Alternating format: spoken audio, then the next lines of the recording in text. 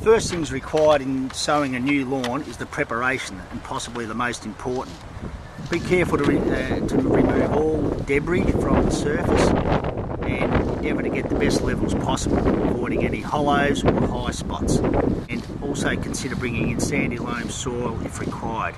One of the most important steps following the preparation of the soil is to apply a starter fertiliser to the area. The starter fertiliser will provide important nutrients to the young seedling when it emerges and give it the vital food source that it requires in the early stages of its growth cycle. This is generally done at the same time as seeding, so it's there readily available when you commence the watering following the sowing process.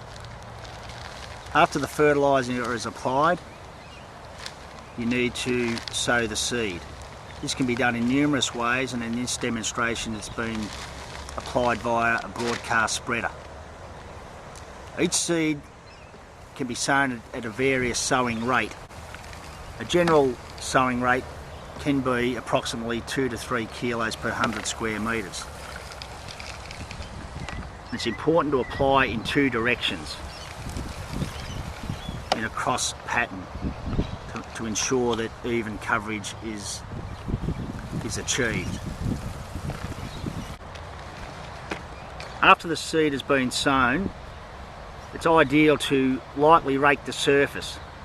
This helps cover the seed lightly to protect against wind and possible bird invasion. Remember, the seed doesn't need to be buried too deep. It's important that it's relatively close to the surface. Ideally only 3 to 4 mils beneath the surface, and the raking process following the sowing will give you this result. Following this process becomes the most critical, and that is the watering process. It's very important that once you commence watering that you keep the seed bed moist at all times, and even more so when seed has germinated. A young seedling, like a baby, does require moisture at all times, or it can perish and die under high temperatures and heavy drying winds. And that watering process needs to continue right through the early stages, particularly in the first 2 to 3 weeks. And as the root system develops, you can gradually back off the watering process. Generally after 4 to 6 weeks you can look possibly at the first mowing. And the critical thing to remember with the first mowing is not to remove any more than 1/3 of the leaf at any time.